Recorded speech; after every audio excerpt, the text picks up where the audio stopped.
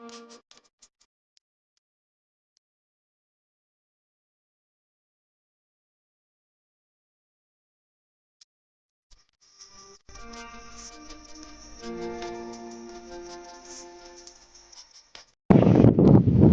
friends, good evening to you all and welcome back to my another vlog video. So today I will be showing you how my village people are worshipping in a traditional way.